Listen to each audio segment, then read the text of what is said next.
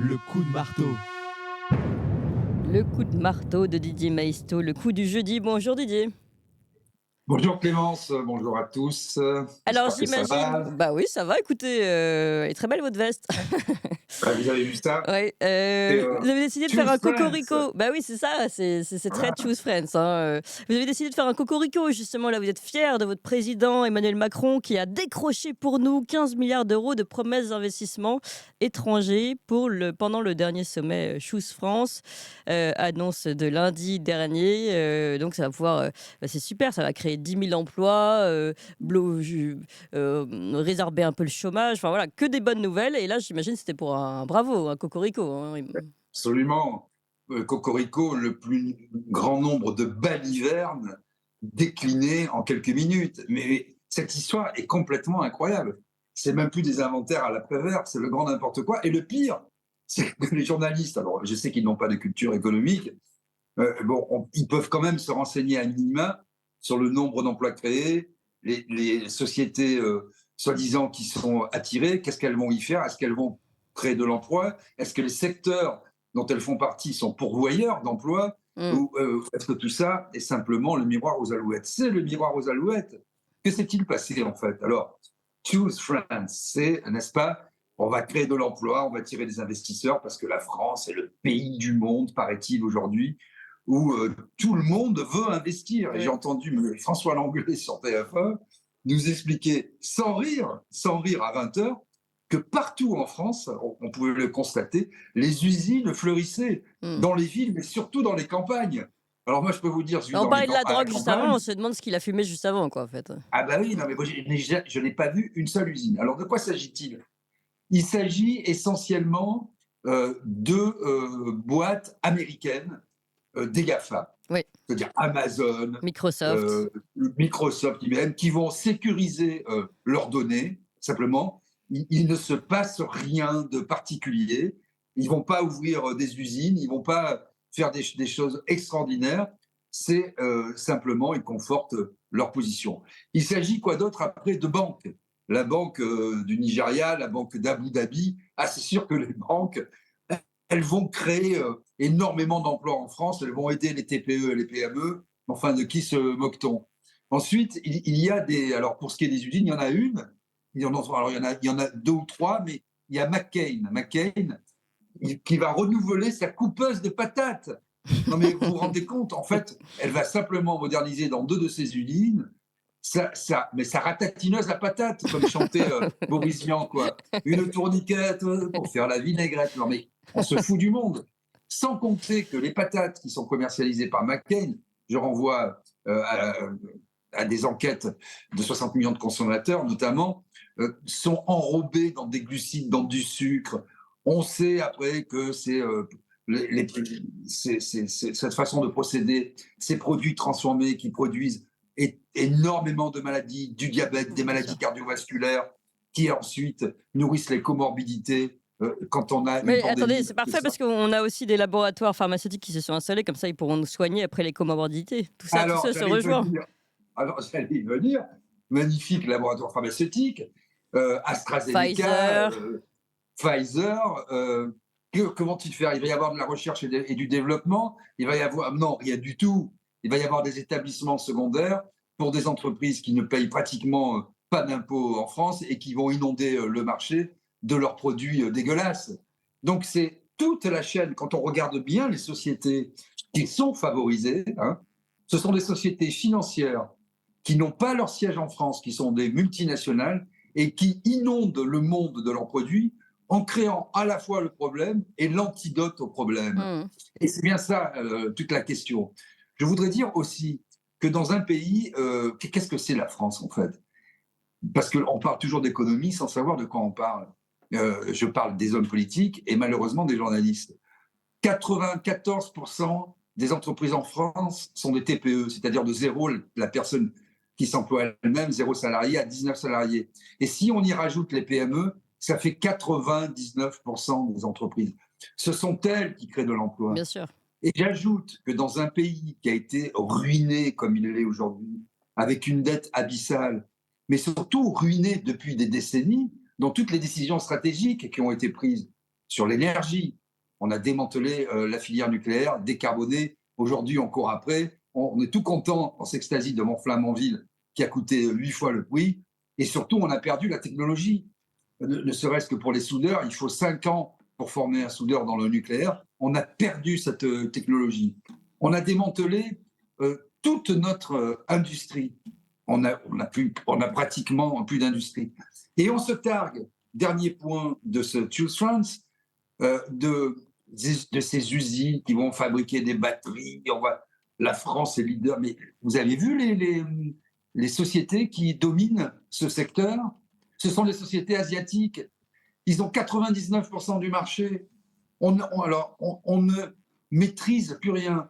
Et quand M. Macron, dernier point, nous parle de réarmement économique, démographique et de souveraineté, il rajoute européenne derrière, ce fameux oxymore, souveraineté européenne, de quoi parle-t-il?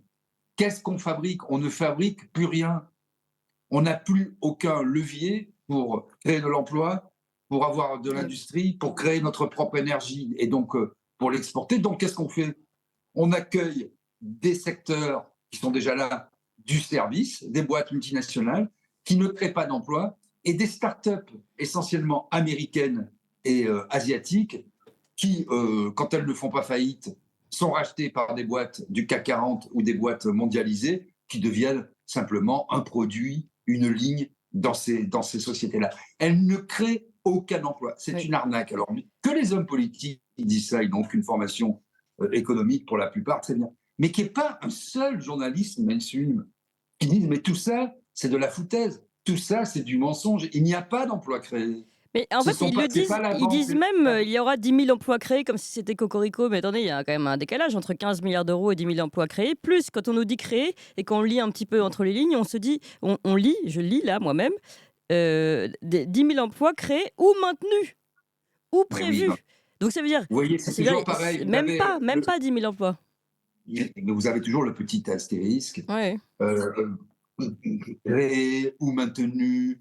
Ou prévu, on peut toujours prévoir d'embaucher, ça veut rien dire. Ça, si vous voulez, quand on vous dit simplement que voilà, la France, de par sa position géographique, elle est au carrefour, évidemment, de l'Europe et des échanges entre l'Asie et les États-Unis. Elle a un territoire béni des dieux tout à fait extraordinaire. Et elle a un marché, de toute façon, c'est le plus grand pays d'Europe, pratiquement la première population d'Europe après l'Allemagne. Elle a le marché qu'elle a. Je veux dire, le marché, il est techniquement, géographiquement, démographiquement ce qu'il est. Et qu'il y ait une action politique ou pas, de toute façon, il y aura toujours des banques en France, il y aura toujours des start-up. Simplement, ce sont les choix stratégiques qui sont mauvais, parce que, un, ils ne permettent pas d'avoir la moindre souveraineté. Deux, ils ne sont pas pourvoyeurs d'emplois à long terme.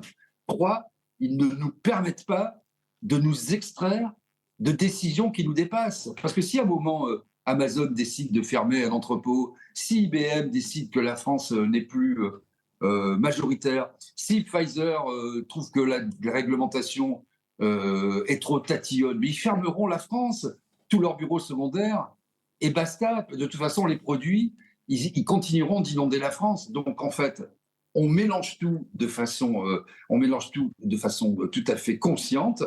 On additionne des poireaux, des navets, des patateuses, des guichets bancaires, des start-up, de l'emploi maintenu dans les services, alors même que notre industrie est démantelée, alors même que notre agriculture est exsangue et que nos paysans crèvent tous les jours, alors même qu'on a perdu complètement notre faculté, notre capacité à fabriquer notre propre énergie et nous rendre autarciques comme l'avait fait le général de Gaulle. Enfin, dernier point, je vais être très bref, on n'a plus aucun grand projet structurant. Ce qui crée de l'emploi, et on le voit bien aujourd'hui. C'est ce que j'allais vous demander, Didier. Si on veut voir positif, imaginez Didier Mesto, président de la République demain, vous faites quoi justement? Quelle est votre Choose France? Vous allez choisir quel type d'industrie, de secteur? Alors moi, c'est très simple. Tout ce qui est régalien. D'abord, je me débrouille pour sortir de l'Europe le plus rapidement possible et je relance tous les grands projets. Les routes sont dans un état déplorable. Nous avons des champions pour les infrastructures. Aujourd'hui, qu'est-ce qu'ils font? Ils font la promotion de l'Ukraine à travers LCI notamment. pour essayer d'avoir des marchés qui n'auront pas d'ailleurs, parce que c'est BlackRock qui aura tout. Donc des grands projets. Je relance les voies ferrées qui sont dans un état déplorable. Ouais. Toutes les infrastructures, les routes, les autoroutes. Je relance complètement tout ce qui a trait à la santé pour refaire des hôpitaux. On sait qu'on a une population vieillissante, on sait que c'est extrêmement pourvoyeur d'emplois, l'aide à domicile, la grande dépendance. Voilà des secteurs. Je relance aussi l'agriculture. Nous avons un pays, évidemment, qui est dans l'excellence avec la viticulture, par exemple, ne serait-ce que ça, les fruits et légumes. On peut exporter dans le monde entier, encore faut-il aider nos paysans. Et je laisse dans tous les marchés publics, j'octroie une part importante, comme l'avaient fait les États-Unis avec le Small Business Act, une part importante dans tous les marchés publics aux TPE et aux PME, Ah oui. de façon qu'elles puissent participer à l'effort national, parce que c'est elles, le Bien sûr. tissu français fait ça. Ce sont nos petites Mais entreprises, Mais pour ce ne sont ça, pas les pour groupes. arrêter asphyxier nos petites entreprises comme c'est vraiment le cas aujourd'hui, c'est baisser le coût de l'énergie, mais ça, ce n'est que de la volonté politique et géopolitique, c'est-à-dire Absolument. arrêter de faire des sanctions débiles avec la Russie. Et deuxième chose, en plus de ça, c'est diminuer les charges patronales, parce que ça, c'est très très compliqué pour les petites entreprises. Ben écoutez, moi j'ai calculé, hein, c'est très simple. Hein. Tout le monde m'avait dit, mais vous racontez n'importe quoi, pourtant c'est vrai. Et tous les patrons de TPE, comme je le suis, le constatent tous les jours. Pour gagner 1 euro, ça me coûte 4,80 €. C'est-à-dire, je dois générer 4,80 € pour entrer 1 euro. Je compte Mm. tout, hein, je compte Mm. mes impôts, mon impôt sur la société, mon expert comptable, la maladie, l'URSSAF, le patin, le couffin. Donc c'est pas normal. Moi, Oui, je consens à l'impôt. sans Je compter les suis pas salariés et la différence entre les sans carnets compter et les brut. salariés, voilà. Et je suis pour. Bien sûr que je consens à l'impôt parce que l'impôt, ce sont nos services publics, ce sont nos écoles, ce sont nos Oui, enfin, hôpitaux, c'était. c'est notre police, notre justice. Mais aujourd'hui, nous sommes le pays du monde où il y a le plus de prélèvements obligatoires du monde, pas simplement de l'Occident. Et quand on fait de la moto, comme c'est mon cas, hein, pour se déplacer, vous voyez l'état des routes, ou quand on a un membre de sa famille à l'hôpital ou à l'école, mais vous regardez l'étendue des dégâts. Je rappelle simplement qu'en 20 ans, avec cette politique européenne, puisqu'ils sont tous là à se targuer, mais M. Macron, c'est un peu le paroxysme, c'est l'aboutissement, mais Sarkozy, c'était pareil, et Hollande également. En 20 ans, nous avons perdu par rapport aux États-Unis 80% de notre produit intérieur brut. Oui. C'est-à-dire le produit intérieur brut, c'est-à-dire la richesse générée en une année, aux États-Unis et en Europe, en Union européenne, était à peu près identique, similaire. Aujourd'hui, les États-Unis sont pratiquement 2 fois plus riches, 80% plus riches. Qu'est-ce qu'ils font les États-Unis? C'est très simple. Hein, ils font avant tout du protectionnisme. Oui, c'est ça. Du protectionnisme, des barrières douanières. Ils produisent américain, America First. Ils ont des barrières douanières et tout ce dont ils n'ont pas besoin et qui peuvent produire eux-mêmes, ils le produisent. En plus, ils ont l'extraterritorialité de leurs droits. Partout sur la planète, Moi, ça, c'est ils un sont autre chez problème. eux. Oui. Et ça, c'est un autre problème. Mm. Ils ont protégé. Quand vous êtes à la tête d'un pays, vous protégez vos Oui. ressortissants et votre marché intérieur. Là, qu'est-ce qu'il fait, Macron? Il a ouvert la France à tous les vents. Il la vend à l'encan étage par étage et tout ce qui est stratégique est vendu à l'étranger. Une fois que vous avez perdu la technologie, une fois que vous avez perdu vos brevets, vous ne rattrapez jamais le temps perdu.